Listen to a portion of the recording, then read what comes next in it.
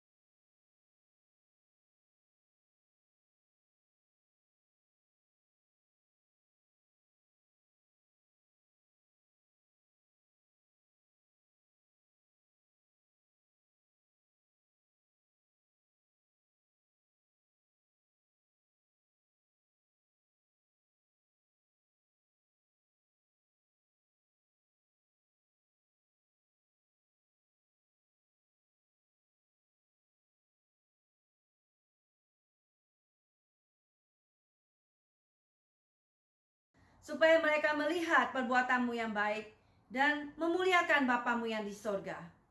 Kebaktian pada hari ini kita mulai demi nama Allah Bapa, Allah Putra dan Allah Roh Kudus. Turunlah kiranya kasih dan damai sejahtera atas kita semuanya. Saudara sekalian, kita semua mari bangkit berdiri. Kita akan memuji Tuhan. Nomor 22, sukacitaku sembahkan.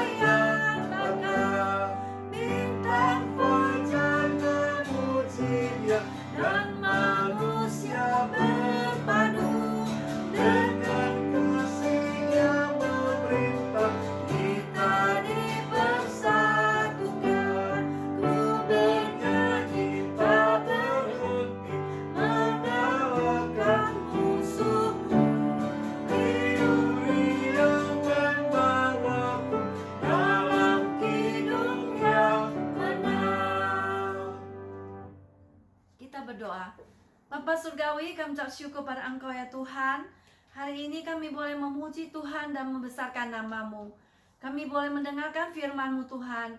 Kami ucap syukur pada Engkau Tuhan. Engkau menghadirkan hamba-hamba Tuhan untuk selalu mengajar kami, untuk kami boleh selalu bersekutu dengan Engkau Tuhan. Terima kasih Bapa, persatukan kami dengan kasih-Mu ya Tuhan. Biarlah hari ini ucapan syukur dan nyanyian kami boleh diperkenan oleh Engkau. Terima kasih Tuhan, kami kembalikan semua kemuliaan hanya ke tempat Engkau yang maha tinggi. Demi nama Tuhan Yesus kami berdoa. Amin.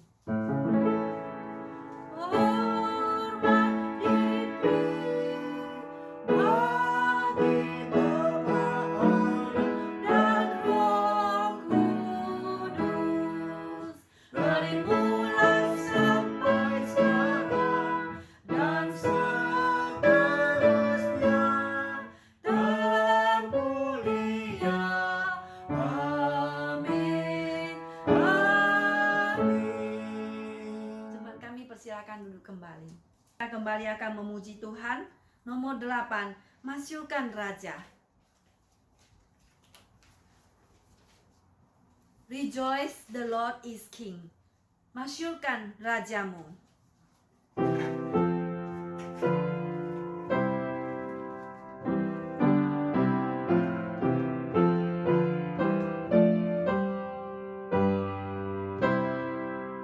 Masyurkan Rajamu dan sembahlah Dia.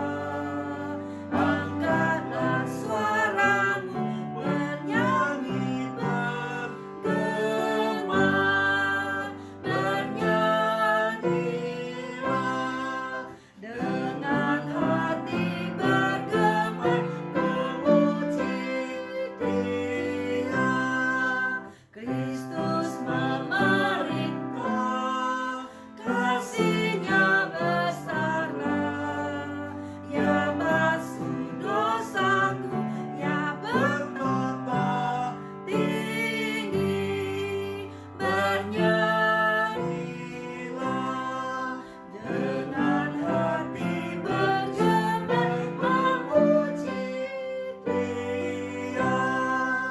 Kristus Yesus Tuhan, tatanya kekalan, kunci kerajaan maut diberikan padanya.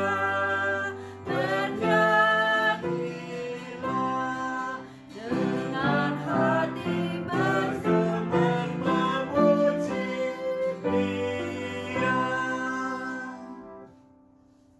Bersama-sama dengan gereja segala abad dan tempat, kita akan bangkit berdiri bersama-sama mengucapkan pengakuan iman rasuli kita. Pengakuan iman rasuli. Aku percaya kepada Allah, Bapa yang Maha Kuasa, Khalik langit dan bumi, dan kepada Yesus Kristus, Anaknya yang tunggal, Tuhan kita, yang dikandung daripada Roh Kudus, lahir dari anak darah Maria, yang menderita sengsara di bawah pemerintahan Pontius Pilatus, disalibkan, mati dan dikuburkan, turun ke dalam kerajaan maut. Pada hari yang ketiga, bangkit pula dari antara orang mati, naik ke surga, duduk di sebelah kanan Allah, Bapa yang Maha Kuasa, dan dari sana Ia akan datang untuk menghakimi orang yang hidup dan mati. Aku percaya kepada Roh Kudus, gereja yang kudus dan am, persekutuan orang kudus, pengampunan dosa, kebangkitan tubuh, dan hidup yang kekal. Amin. Mari kita masuk kepada doa syafaat.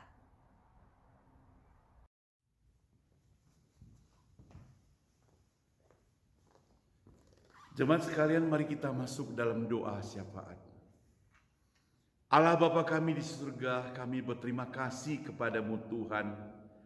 Karena pada hari ini kami semuanya boleh kembali datang beribadah kepadamu. Kami bersyukur untuk semua ini Tuhan. Kami bersyukur untuk kesehatan yang Tuhan berikan kepada setiap kami. Kami bersyukur untuk kehidupan, untuk pekerjaan yang Tuhan senantiasa berikan untuk kami Tuhan. Semua Tuhan kami bersyukur kepadamu. Bapa kami di surga, saat ini kami juga memohon kepadamu Tuhan, supaya Engkau sendiri yang menguatkan setiap kami di saat kami mungkin mengalami kesulitan masalah. Engkau memberikan kekuatan kepada setiap kami masing-masing. Dan kami percaya Tuhan, Engkau juga akan senantiasa melindungi kami. Bapa kami di surga, kami berdoa buat teman-teman kami yang sedang mencari pekerjaan di saat seperti begini. Saat yang sulit untuk dapat pekerjaan, tapi kami percaya Tuhan, Engkau akan membuka jalan. Engkau akan memberikan pekerjaan kepada teman-teman kami. Tuhan, kami juga berdoa untuk segala kebutuhan-kebutuhan dari jemaat kami Tuhan. Tuhan yang senantiasa mencukupkan kebutuhan-kebutuhan kami. Kami percaya Engkau tidak akan meninggalkan kami Tuhan. Bapa kami di surga, kami juga berdoa buat gereja, buat pelayanan kami, hamba-hamba Tuhan di gereja Cornerstone yang berbahasa Indonesia ini. Kami doakan buat semua tim pelayanan kami Tuhan, agar Tuhan yang memberkati kami. Kami berdoa untuk kesehatan setiap kami Tuhan. Dan kami doakan juga untuk kegiatan yang kami lakukan, baik pekerjaan, studi, maupun pelayanan kami Tuhan. Bapa di surga, kami juga tidak lupa berdoa buat bangsa dan negara Indonesia yang baru saja merayakan hari kemerdekaan ke-75. Kami doakan supaya setiap bangsa, setiap masyarakat Indonesia, mereka diberikan hikmat daripada Tuhan. Mereka juga diberkati oleh Tuhan, diberikan kesehatan dari Tuhan. Demikian juga kami doakan untuk Presiden beserta semua pimpinan-pimpinan yang ada di negara kami Tuhan, agar mereka diberikan kebijaksanaan khususnya dalam menangani negara Indonesia dan juga masalah pandemik virus corona ini Tuhan. Tuhan, kami juga tidak lupa berdoa untuk bangsa dan negara Amerika. Saat-saat sekarang adalah masa-masa kampanye untuk pemilihan presiden yang baru. Tuhan, pakai masyarakat Amerika agar mereka boleh diberi hikmat dari Tuhan untuk memilih presiden yang terbaik, yang takut akan Tuhan, supaya masa depan negara ini lebih maju lagi. Bapa di surga, kami juga tidak lupa berdoa buat jemaat kami, anak-anak Tuhan, atau orang-orang yang kami kenal yang sakit lemah tubuh. Kami ingat saudari Sonia yang ada di Jakarta, anak dari Tante Helen. Beberapa waktu yang lalu sempat masuk rumah sakit dan saat ini mungkin istirahat di rumah. Biarlah Tuhan Engkau sendiri yang campur tangan untuk merawatnya. Dokter yang dia perlukan, obat yang dia perlukan, cukupkan Tuhan sehingga dia boleh pulih kembali. Kami bersyukur untuk Lien An yang darah tingginya sudah mulai pulih, namun kami tetap doakan buat kakinya yang bengkak. Demikian juga saudara Heriani Surya yang kakinya juga bengkak. Kami doakan dan kami doakan supaya Tuhan pulihkan dan Tuhan sembuhkan. Oh Bapa kami di surga, kami doakan untuk sebentar lagi kami akan dengarkan firman Tuhan. Pakailah hamba Tuhan yang akan menyampaikan firman Tuhan. Berkati jemaat semua yang mendengarkannya. Tuhan, Engkau telah mendengarkan doa kami ini. Doa yang singkat ini. Doa yang tidak sempurna yang akan kami sempurnakan melalui doa yang Engkau pernah ajarkan kepada murid-murid-Mu. Bapa kami yang di surga, dikuduskan nama-Mu. Datanglah kerajaan-Mu. Jadilah kehendak-Mu di bumi seperti surga. Berikanlah kami pada hari ini makanan kami yang secukupnya, dan ampunilah kami akan kesalahan kami, seperti kami juga mengampuni orang yang bersalah pada kami, dan janganlah bawa kami ke dalam percobaan, tetapi lepaskanlah kami daripada yang jahat. Karena Engkau yang punya kerajaan dan kuasa dan kemuliaan sampai selama-lamanya. Amin. Sebelum kita mendengarkan firman Tuhan, saudara, mari kita persiapkan hati kita dengan menyanyikan satu lagu 295. Ku pancarkan keindahanmu. Let the beauty of Jesus be seen in me.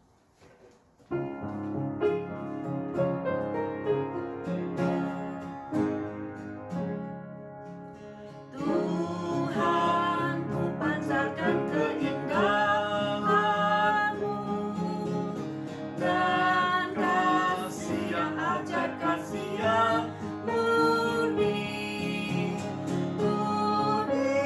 Bahasaku disucikan rohmu hingga ku pancarkan keindahanmu. Let the beauty of Jesus be seen in me. All His wonderful passion and purity. Oh, the Spirit divine, all my nature refined, feel the beauty of Jesus be seen in me. Lagu yang sangat indah, saudara sekalian. Mari saudara kita persiapkan hati kita mendengarkan firman-Nya yang disampaikan oleh hambanya Pendeta Saud. Kami persilakan.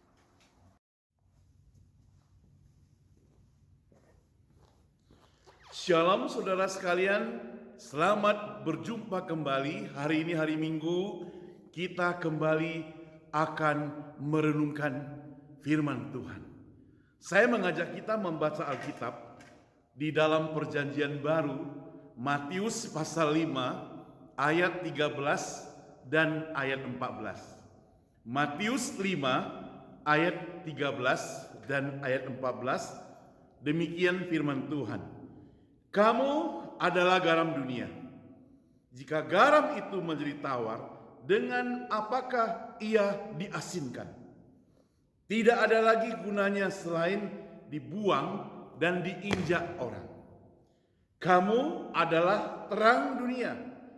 Kota yang terletak di atas gunung tidak mungkin tersembunyi.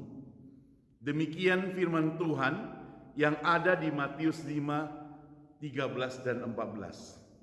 Satu ayat lagi, ayat yang terkenal, Roma 12, ayat yang pertama dan ayat kedua. Sama-sama kita membaca. Karena itu, saudara-saudara, demi kemurahan Allah, aku menasehatkan kamu, supaya kamu mempersembahkan tubuhmu sebagai persembahan yang hidup, yang kudus, yang berkenan kepada Allah. Itu adalah ibadahmu yang sejati. Ayat kedua, janganlah kamu menjadi serupa dengan dunia ini, tetapi berubahlah oleh pembaharuan budimu, sehingga kamu dapat membedakan manakah kehendak Allah, apa yang baik, yang berkenan kepada Allah, dan yang sempurna. Demikian pembacaan firman Tuhan. Berbahagia kita semuanya yang membaca firman Tuhan, merenungkannya, dan mempraktekannya dalam kehidupan kita sehari-hari. Kita minta pertolongan Tuhan, kita berdoa supaya kita boleh merenungkan firman Tuhan ini. Bapa kami di surga, terima kasih untuk firman Tuhan yang sudah kami baca pada hari ini. Biarlah firman Tuhan boleh menyentuh hati kami yang terdalam, berbicara kepada setiap kami, dan kami menyerahkan hamba Tuhan yang akan menyampaikan firman-Mu buat kami semua. Urapi dia dengan kuasa Roh Kudus, supaya firman Tuhan yang disampaikan boleh jadi berkat bagi dirinya yang menyampaikan, maupun bagi kami semua yang mendengarkan. Di dalam nama Tuhan Yesus kami semua berdoa. Amin. Nah saudara, kita sudah membaca firman Tuhan, yaitu mengenai garam dan mengenai terang. Dan juga di dalam Roma, yaitu adanya perubahan diri, mempersembahkan hidup yang sejati, ibadah yang sejati. Tema yang saya berikan pada hari ini, saudara, ingat baik-baik, menjadi orang percaya yang diteladani. Garis bawahi kata yang diteladani. Nah saudara, orang Kristen, orang percaya selalu mendapat sorotan. Di mana-mana mendapat sorotan. Orang melihat orang percaya itu seperti melihat sebuah akuarium. Semua mata menuju ke arah diri orang tersebut. Karena anggapan dari setiap orang bahwa kalau dia ke gereja, kalau dia orang percaya, kalau dia orang Kristen, kalau dia melayani, apalagi dia pendeta, pasti perbuatannya selalu baik. Perbuatannya tidak merugikan orang lain. Perbuatannya selalu jadi berkat. Itu sudah menjadi sorotan, pandangan, perhatian, dan anggapan. Dan dianggap selalu baik. Itu sebabnya menjadi sorotan. Kalau ada sedikit kesalahan saja, maka orang tersebut sudah diketahui, menjadi viral, kalau zaman sekarang katanya. Nah, jika ia baik, jika orang percaya itu baik, perbuatannya baik, perbuatannya menyenangkan, maka datanglah pujian dari mana-mana. Tetapi kalau perbuatannya tidak menyenangkan, perbuatannya jahat, maka cercaan, cacian dilontarkan juga dari mana-mana. Hal ini sebenarnya biasa, saudara. Sebab orang-orang yang sekuler juga demikian. Namun yang menjadi masalah adalah, saudara, kadang gara-gara satu orang percaya saja yang berbuat yang tidak menyenangkan, yang jahat, yang bertentangan dengan firman Tuhan, maka semua orang Kristen dicap, digeneralkan menjadi orang Kristen yang demikian. Dan ini sangat merugikan. Hanya gara-gara oknum satu orang, sangat merugikan. Itu sebabnya maka saya katakan, kalau temanya orang percaya yang diteladani, temanya gampang diucapkan, tapi prakteknya sehari-hari tidak gampang, saudara. Kita harus mohon pertolongan daripada Tuhan. Apa yang menjadi logo orang percaya? Mungkin Anda dapat langsung menebaknya. Ada orang bilang logonya salib. Logonya kalau ada Alkitab. Logonya ada ikan. Logonya roti, ada lagi pakai gambar Tuhan Yesus. Itu sebabnya kita akan merasa malu sekali apabila seseorang memakai logo tersebut tetapi melakukan tindakan yang bertentangan dengan firman Tuhan. Kalau di film-film kita sering lihat yang penjahat-penjahat pakai kalung logo salib, nggak tahu kenapa mereka bikin begitu ya, atau untuk sindir-sindir orang percaya, saya tidak tahu. Tapi bagi saya itu mestinya tidak baik. Ya. Nah, saudara yang saya kasih Tuhan, pada bagian ini kita akan melihat dua logo yang ditambahkan Tuhan Yesus kepada orang percaya selain logo yang saya sebutkan tadi. Logo apakah itu? Tadi kita sudah membacanya, yaitu logo garam dan logo terang. Coba kita kembali memperhatikan Matius 5:13. Kali ini kita akan baca sampai ayat yang ke-16. Matius 5 ayat 13 sampai 16. Apa yang dikatakan di situ? Tadi kita sudah membaca ayat 13 dan 14, sekarang saya akan baca ayat 15 ya.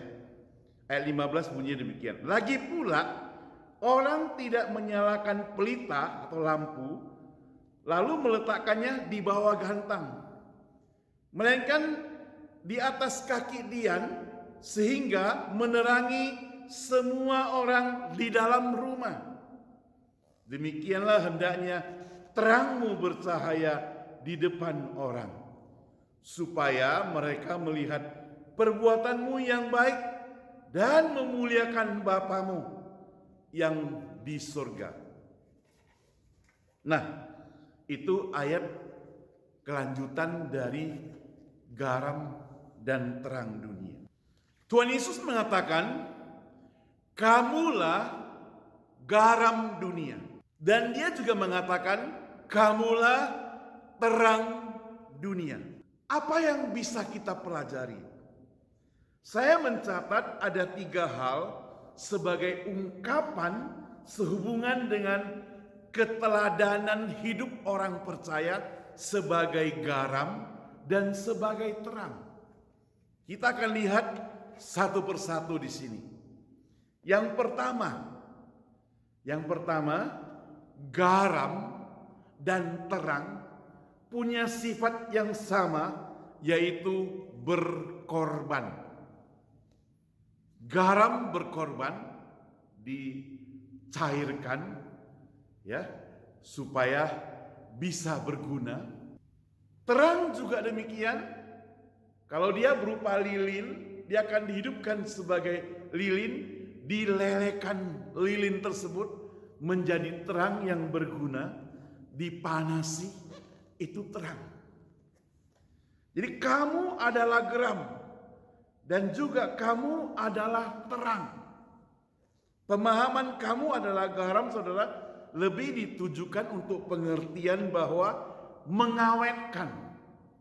Jadi kamu itu dan saya itu mengawetkan,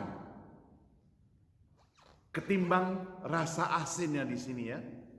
Kita kan bukan rasanya, kita gak ada rasa asinnya, tapi mengawetkan.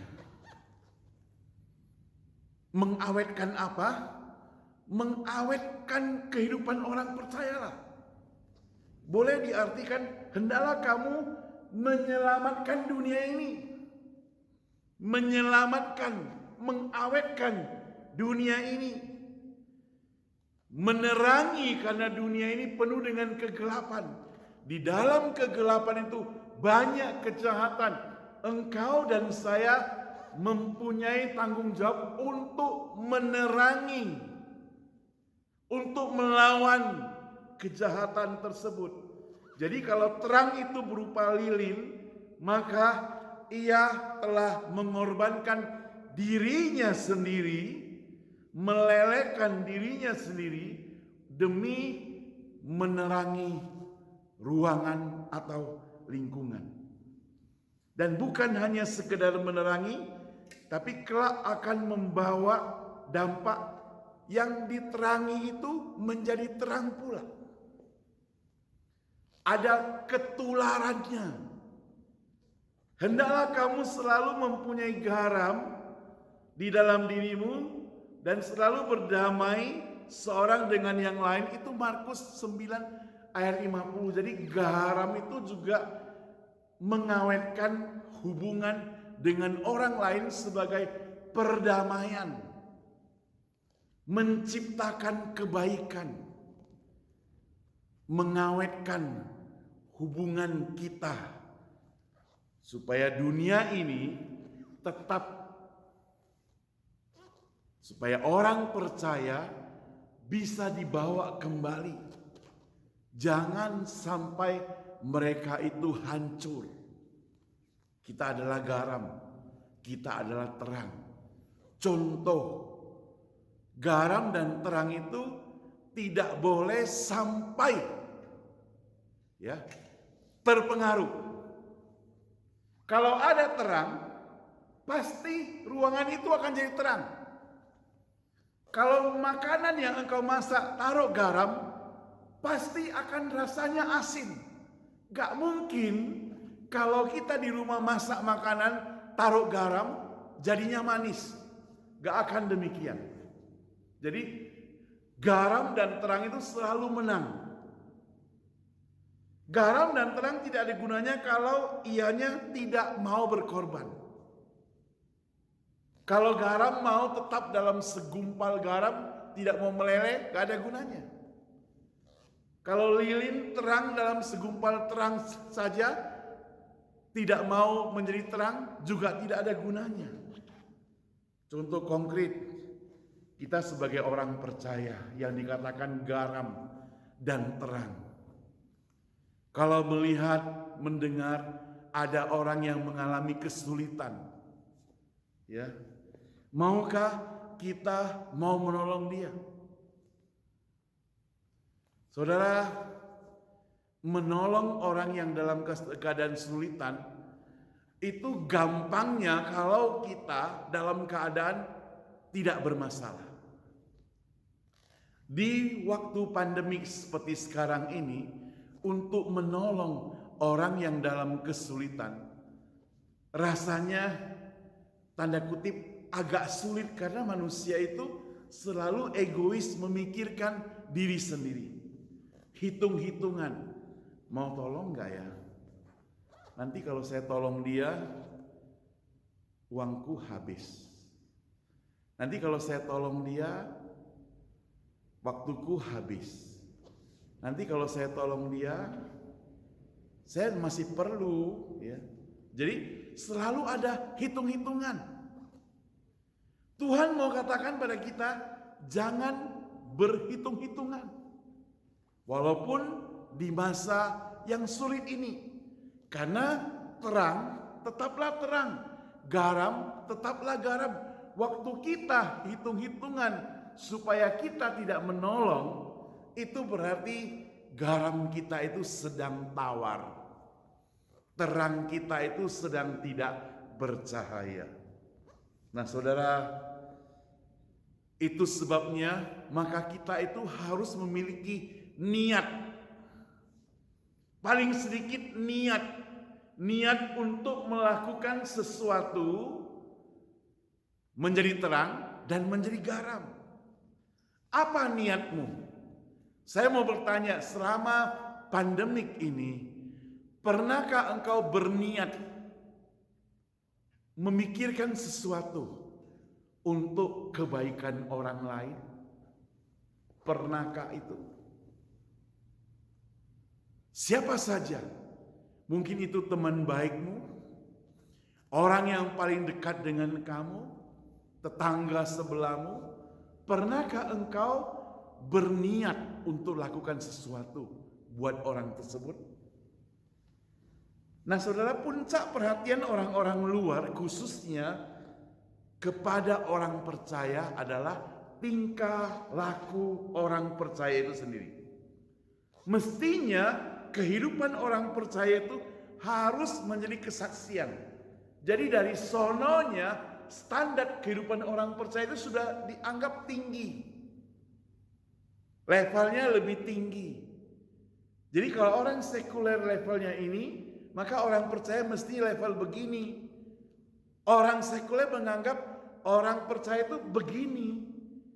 Maka kalau kita juga sama dengan mereka, maka dia anggap remeh. Dia heran. Kenapa? Dia kan orang percaya. Kok sama saja dengan saya? Jadi apa gunanya saya ikut dia? Apa gunanya saya juga ikut dia percaya? Kalau levelnya sama. Jadi harus orang percaya levelnya lebih tinggi karena dia atau orang percaya adalah terang dan orang percaya adalah garam yang menular, yang harus menyalurkan ya pengorbanan untuk yang lainnya. Ada satu pertanyaan. Apa yang terjadi bila garam itu tidak asin? Apa yang terjadi bila garam tidak asin, saudara? Dan terang itu tidak bercahaya dan tidak bersinar. Jelas sekali, saudara, di sini katakan tidak ada gunanya. Kata tidak ada gunanya di sini di dalam bahasa aslinya dikatakan tidak ada lagi kekuatan apapun. Seorang petani misalnya di Palestina tidak menghendaki zat-zat lain semacam garam itu. Karena bisa merusak tanaman. Jadi masuk akal kalau Alkitab menulis bahwa garam tersebut bakal diinjak-injak orang karena mereka dengan terpaksa membuangnya ke tengah jalan. Ya. Karena tidak berguna lagi. Hidup orang percaya itu menjadi sorotan. Dia disorot dari perbuatannya. Dia disorot dari kehidupannya. Dia disorot dari perkataannya. Dia disorot dari tingkah lakunya. Dia juga disorot dari bagaimana dia berpakaian. Waktu saya masih kecil, saya masih ingat, habis mandi, mama selalu mengambil minyak kayu putih, digosok-gosok ke bagian perut saya, khususnya di bagian pusar. Tujuannya apa? Tujuannya supaya gak masuk angin katanya. Lalu dikasih pakaian yang menutup, termasuk perut yang bagian pusar juga ditutup. Supaya nanti tidak masuk angin. Karena kalau masuk angin bisa kembung. Anak bayi kalau perutnya kembung kan gak enak. Kita saja orang dewasa gak enak. Bisa nangis-nangis. Ya kan? Nah, demikian setelah saya punya anak, saya masih ingat juga kita waktu anak kami masih baby juga suka taruh minyak kayu putih ya, digosok-gosok. Dan sampai sekarang kita suka minyak kayu putih karena taruh-taruh di tangan, cium-cium wanginya enak gitu ya, rasanya senang. Mungkin Anda tidak suka ya, tapi ini ada rasa wanginya, kesenangan tersendiri. Jadi perutnya ditutup supaya tidak masuk angin. Nah, zaman sekarang saya heran. Saya melihat orang-orang berpakaian justru pusarnya dikasih lihat orang lain. Lalu dulu juga saya masih ingat kalau saya pakai celana, saya mau yang pas, bisa diikat ban pinggang, ya, jangan melorot-melorot. Zaman sekarang malah yang dipakai yang melorot-melorot. Bila perlu bagian belakangnya melorotnya banyak. Nah itu katanya model sekarang. Saudara bisa bayangkan, kalau orang percaya terpengaruh, terhanyut ke dalam model yang seperti itu, ya, orang-orang akan melihat kita bagaimana. Nah, itulah yang dikatakan, jika engkau sebagai garam, jika engkau sebagai terang, engkau dan saya harus mempengaruhi, bukan dipengaruhi kalau orang tersebut sudah dipengaruhi. Jadi dalam segi kehidupan yang lain juga bukan hanya masalah mode, mungkin perbuatan, tingkah laku kita, semuanya kita harus menjaga firman Tuhan dalam hidup kita supaya kita tidak terpengaruh, tidak melenceng dari firman Tuhan. Karena kita sebagai modelnya, contohnya, teladannya, patronnya kita, garam dan terang dunia. Nah saudara, sudahkah Anda rela berkorban menjadi garam dan terang untuk orang lain? Yang kedua, garam dan terang. Tadi yang pertama dikatakan berkorban, yang kedua mempengaruhi. Mempengaruhi itu juga seperti virus, menular. Ya. Jadi menular akan kebaikan. Jikalau garam dan terang dunia itu adalah virus, itu berarti dia adalah virus kebaikan. Ya. Virus kebaikan, bukan virus corona. Seperti yang kita ketahui saudara, secara umum kan, garam itu gunanya untuk mengasinkan, kemudian mengawetkan. Boleh dibilang itu menjadi bahan dasar yang dibutuhkan dalam kehidupan manusia sehari-hari. Gunanya bersifat umum, bahan dasar makanan, ya. Rupanya saudara, setelah saya coba menyelidiki dan bertanya-tanya kepada orang yang ahli dalam penggaraman, ya, ahli dalam penggaraman, ternyata garam itu bukan hanya untuk mengasinkan makanan. Saya pernah bertanya kepada orang yang mengerti banyak tentang garam, dia katakan garam itu banyak manfaatnya. Kalau garam hanya untuk makanan, pengusaha pabrik garam itu bisa bangkrut saudara. Karena orang makan garam itu gak banyak, paling-paling sedikit, agak banyak sudah darah tinggi saudara. Jadi garam menurut teman saya itu dikatakan berguna untuk menguatkan beton. Ya, Saya nggak tahu bagaimana caranya, tapi menguatkan beton, tiang listrik. Jadi dicampur dengan garam.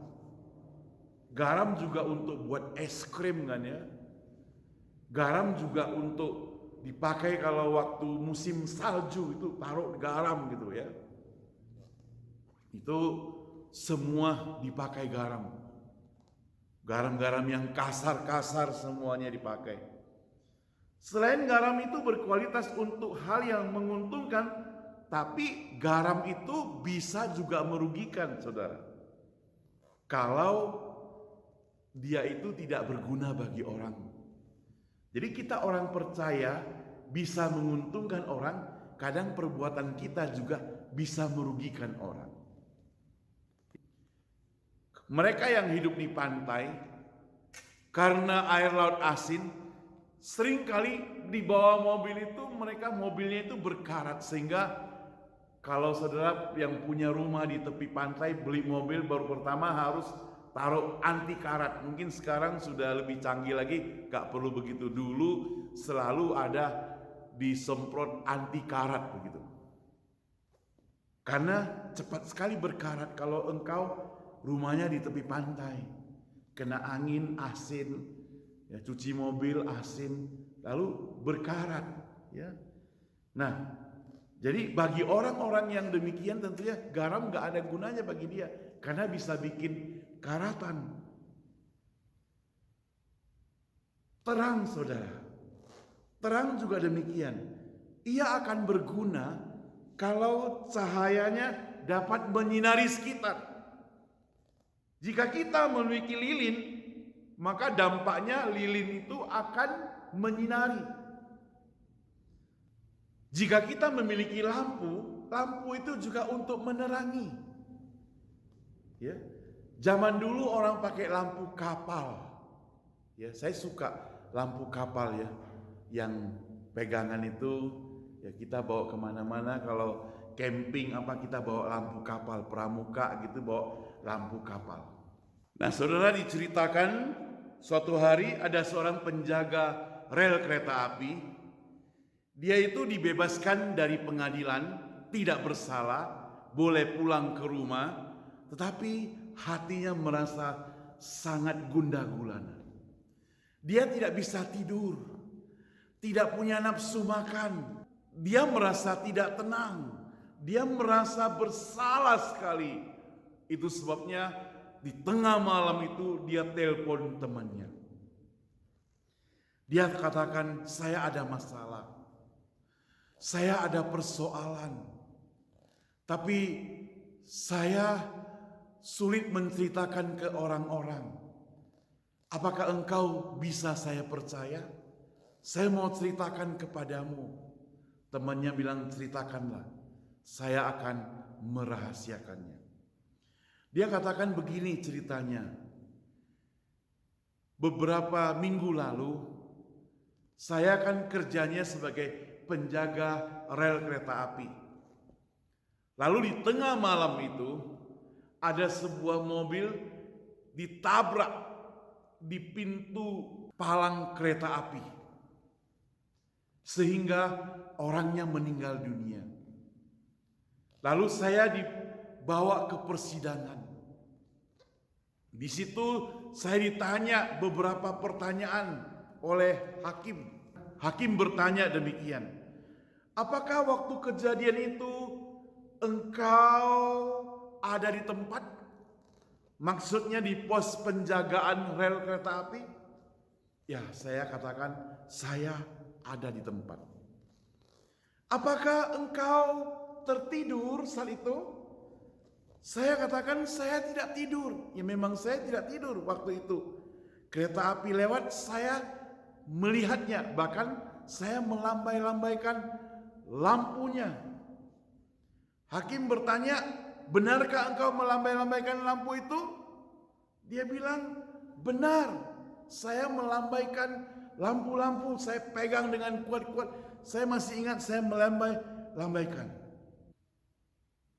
Hakim mengatakan, kalau begitu engkau tidak bersalah. engkau dibebaskan.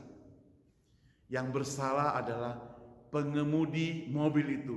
Mungkin dia ngantuk atau mungkin dia lalai. Lalu dia katakan, saya pun bebas. Temannya bertanya, lalu kenapa engkau merasa bersalah? Kenapa engkau tidak bisa tidur? Kenapa engkau galau? Kenapa? Tidurlah, santailah. Dia bilang, bagaimana saya bisa tidur? Karena hakim lupa bertanya, apakah lampu yang saya pegang itu bernyala atau tidak? Nah saudara, lampu itu harus bernyala baru berguna bagi orang lain. Apakah engkau dan saya sebagai orang percaya lampu terang kita ini menyala atau lagi redup? Orang melihat kita langsung lemas, imannya pun mulai kendor. Mestinya orang melihat kita semangat hidupnya ada, karena kita begitu meyakinkan orang-orang bahwa percaya kepada Tuhan Yesus ada pengharapan. Terang, kita mesti jadi terang. Nah saudara, Alkitab mengatakan bahwa garam akan kehilangan rasa dan tidak berguna kalau garam itu sudah menjadi tawar. Garam itu tidak boleh dicampur dengan zat-zat lain sehingga bisa menghilangkan rasanya. Jadi garam harus adalah garam murni. Tidak boleh terpengaruh. Garam ya garam. Rasa garam harus benar-benar rasa garam yang orisinal. Kehidupan orang percaya harus menjadi garam yang original, bukan yang palsu, bukan yang pura-pura jadi garam, bukan garam imitasi, tapi benar-benar garam, bukan MSG, bukan, tapi garam beneran. Ayat 15, coba kita lihat ayat 15 mencatat, kita bacakan untuk saudara. Lagi pula orang tidak menyalakan pelita lalu meletakkannya di bawah gantang, melainkan di atas kaki Dian, sehingga menerangi semua orang di dalam rumah itu.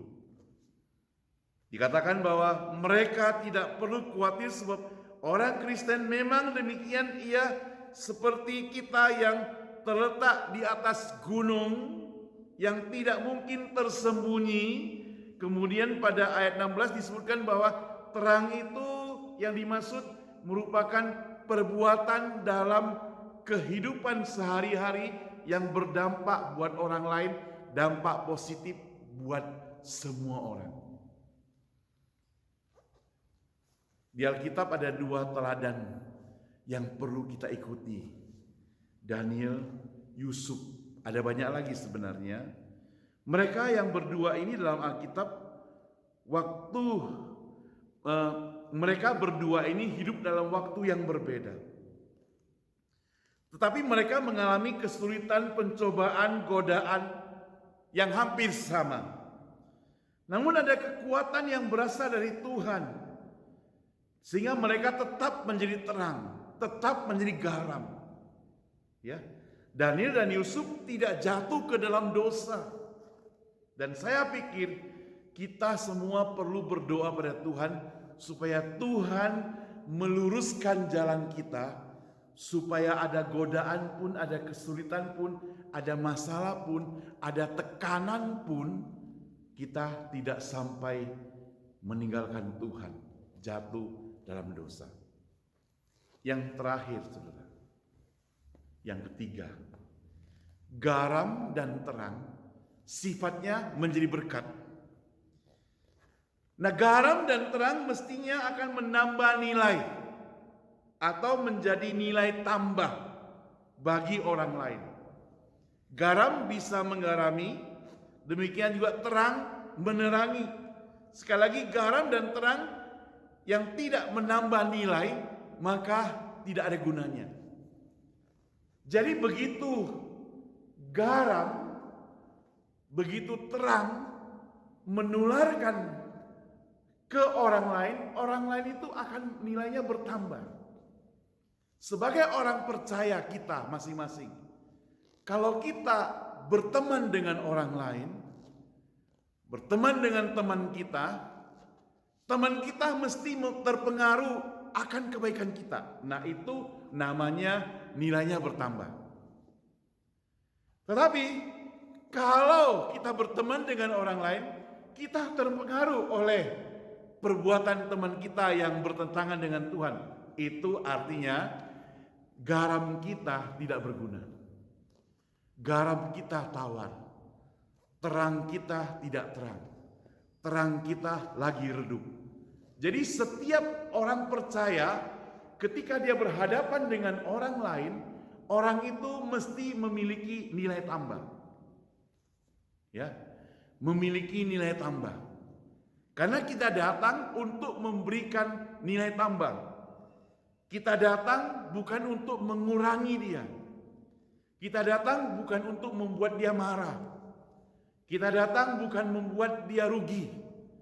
Kita datang bukan membuat dia bertambah dosa, bukan. Tapi justru kita sebagai orang percaya ketika kita bergaul dengan orang pemarah, maka si pemarah akan menjadi tidak pemarah. Jadi ada nilai tambah kan? Kita bergaul dengan orang yang suka menipu, dia akan membuang tipuannya. Jadi kita punya nilai tambah.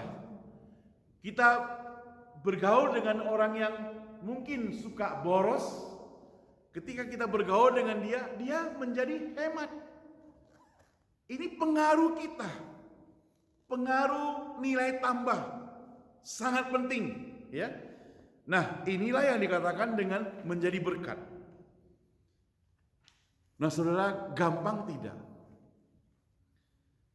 Bukan hal yang gampang. Bisa tidak? Bisa kalau kita mau. Ya. Jadi setiap orang percaya kita yang ada di rumah yang sedang mendengarkan firman Tuhan ini, Tuhan menuntut kita menjadi nilai tambah. Kan menjadi berkat, menjadi nilai tambah bagi orang lain, bukan menjadi nilai kurang. Nah, itu sebabnya maka di dalam Roma pasal 12 ayat 1 dan 2 di situ menekankan kepada kita bahwa kita harus berubah. Kita harus berubah supaya kita mempersembahkan hidup kita seluruhnya yang sudah diubahkan oleh Tuhan, itu merupakan persembahan hidup yang sejati. Nah, kalau kita sebagai terang, tapi kita tidak menerangi atau tidak mempunyai cahaya terang, itu berarti kita tidak berubah. Bagaimana kita bisa menerangi? Jadi dimulai dari diri kita dulu. Saudara, hari ini kita akan sama-sama mencoba. Kalau ada yang kita kurang dari garam dan terang dunia ini, kita akan memperbaiki dari diri kita sendiri terlebih dahulu. Kalau ada hal-hal yang masih kurang, standar yang dari Tuhan, kita perbaiki bersama-sama. Kita sama-sama memperbaikinya. Mau perbaiki apa? Tangan, supaya lebih ringan tangan untuk menolong orang lain. Lidah, mulut kita, supaya kata-kata kita bersifat membangun untuk orang lain. Mata, supaya tidak sembarang melihat hal-hal yang tidak bermanfaat bagi orang lain atau dari diri kita juga. Kaki, agar tidak sembarang melangkah ke tempat yang tidak berguna bagi kehidupan kita atau kehidupan orang lain.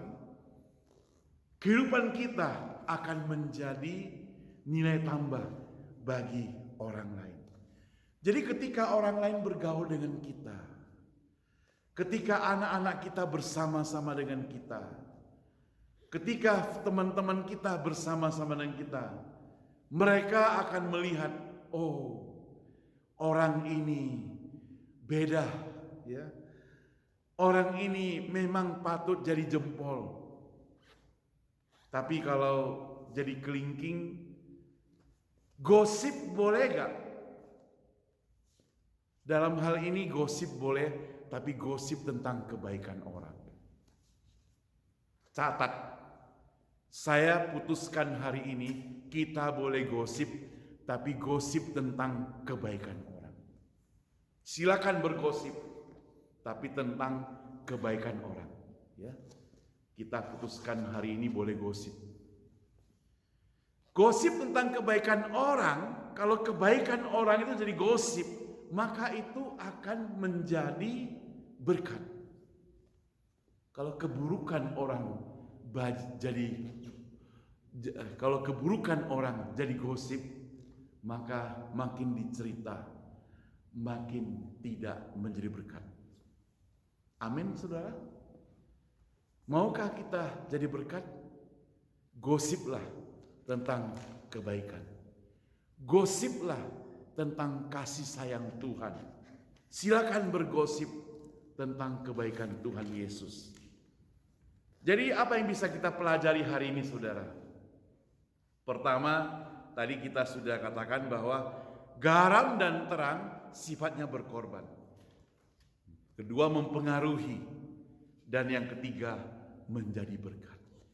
Kiranya kita semuanya boleh menjadi garam dan terang dunia. Kita berdoa. Bapa di surga, kami berterima kasih kepadamu Tuhan, kalau pada hari ini kami boleh berdatang kepadamu merenungkan firman-Mu. Bagaimana kami menjadi terang, bagaimana kami menjadi garam untuk mempengaruhi orang lain, berkorban bagi orang lain, menjadi berkat bagi orang lain. Oh Tuhan, semuanya ini harus dimulai dari diri kami masing-masing. Tolonglah kami Tuhan, supaya diri kami diubah oleh Engkau Tuhan dengan kekuatan Roh Kudus-Mu, supaya kami boleh jadi berkat bagi orang lain. Oh Tuhan, bagaimana kami jadi berkat bagi orang lain sementara kami belum berubah? Ampuni kami Tuhan, kami mau berubah, tolong kami Tuhan. Tolong kami hari ini juga Tuhan. Kalau selama ini kami selalu menggosip tentang kejelekan orang lain Tuhan, biarlah Tuhan pastikan kami menggosip tentang kebaikan orang. Gosip tentang kebaikan Tuhan Yesus. Tuhan tolong setiap kami. Tuhan, hamba-Mu berdoa untuk setiap orang yang mendengarkan firman Tuhan hari ini. Hamba-Mu juga berdoa bagi setiap orang yang saat ini berada di handphone, laptop mereka yang sedang mendengarkan firman Tuhan ini. Berkati mereka Tuhan. Jadikan mereka garam dan terang dunia. Di dalam nama Tuhan Yesus kami semuanya berdoa. Katakan amin. Amin.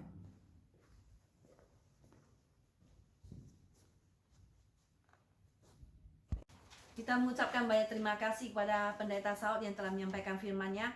Kiranya Tuhan memberkati dia dan memakai dia dengan lebih heran dan ajaib.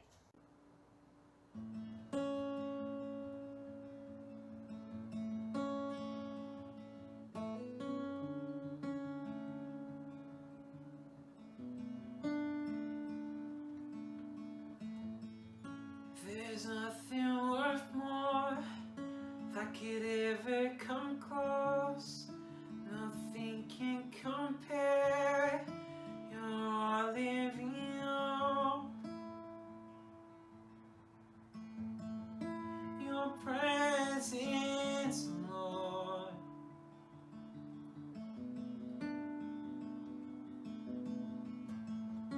I tasted and seen of the sweetest of loves, when my heart becomes free and my shame is undone. Your presence, Lord.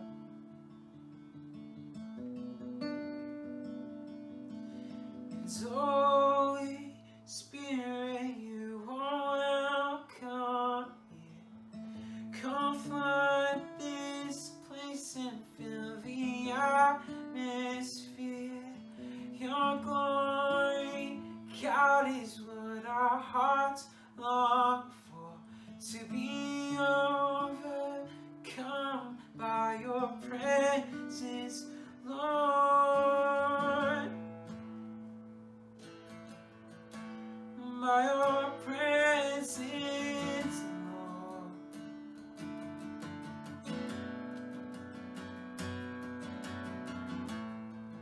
There's nothing worth more that could ever come close.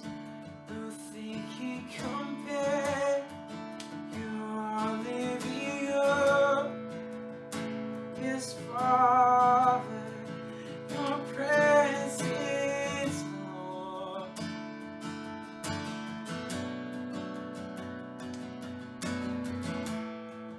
I tasted and seen of the sweetest of loves, when my heart becomes free and my shame is undone. Oh, by your presence, Lord. Yeah, Holy Spirit, you are welcome here. Come flood this place and fill the atmosphere. Your glory, God, is what our hearts long for, to be overcome by your presence, Lord. And Holy Spirit, you are welcome here. Come flood this place and fill the atmosphere. Your glory, God, is what our hearts long for, to be overcome by your presence, Lord. By your presence, Lord. Sing as a prayer. Let us become more aware of your presence. Let us experience the glory of your goodness. Let us become more aware of your presence. Let us experience the glory of your goodness. Let us become more aware of your presence. Let us experience the glory of your goodness. Let us become more aware of your presence. Let us experience the glory of your goodness. Lord. Come on, tell tonight. It's Holy Spirit, you are welcome here. Come flood this place and fill the atmosphere. Your glory, God, is what our hearts long for, to be overcome by your presence, Lord. It's Holy Spirit, you are welcome here. Come flood this place and fill the atmosphere. Your glory, God, is what our hearts long for, to be overcome by your presence, Lord.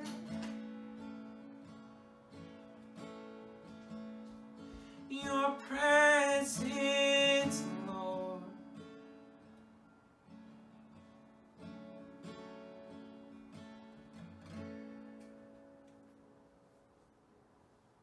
Dan saat ini kita akan mempersiapkan hati kita untuk memberikan persembahan kepada Tuhan.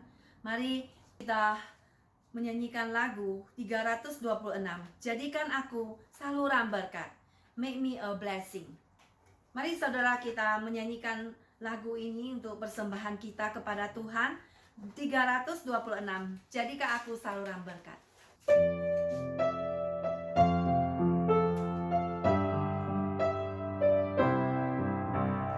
Di dalam dunia yang penuh liku, banyak yang keluh kesah.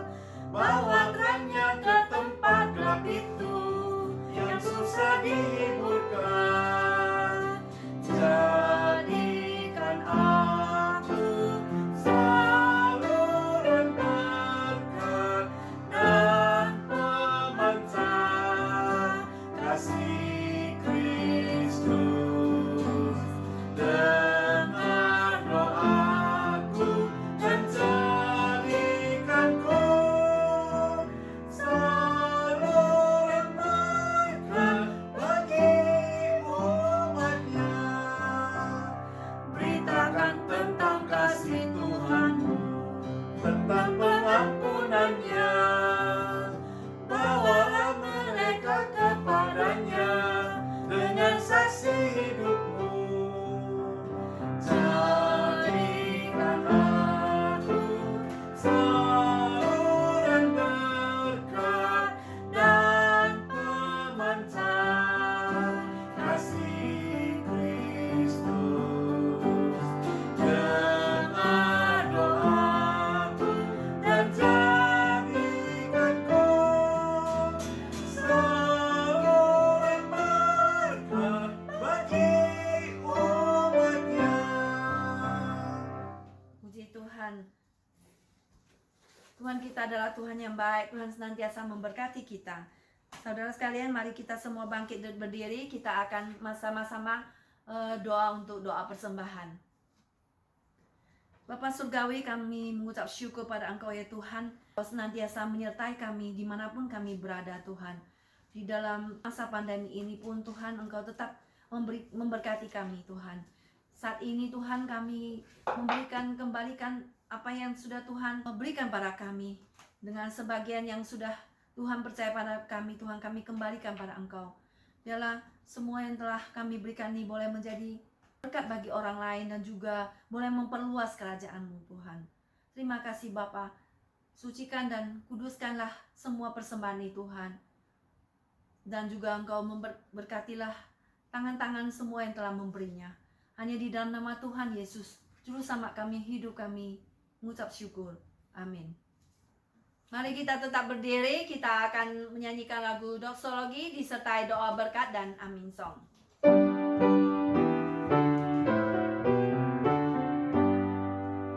Puji Allah Bapa Putra, puji Allah Roh Kudus, ketiganya yang esa.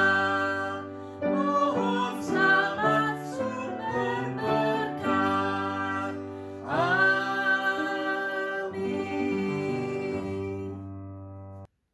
Jemaat sekalian yang mengasihi dan dikasihi Tuhan, terimalah berkat Tuhan. Kasih dari Allah Bapa, anugerah dan keselamatan dari Yesus Kristus, pertolongan dan penghiburan dari Roh Kudus menyertai Anda sekalian hari ini, besok, dan sampai selama-lamanya. Amin. Amin. Amin. Amin.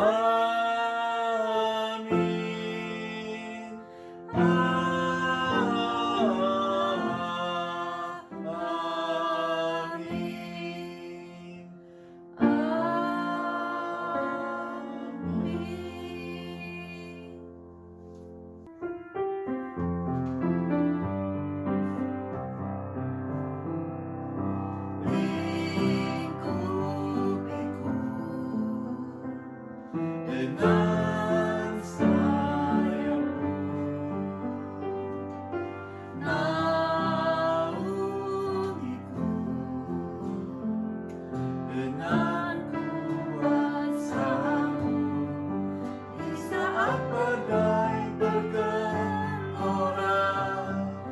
ku akan terbang bersamamu. Bapa kau Raja atas semesta, ku tenang sebab kau Allahku. Ku tenang sebab kau Allahku.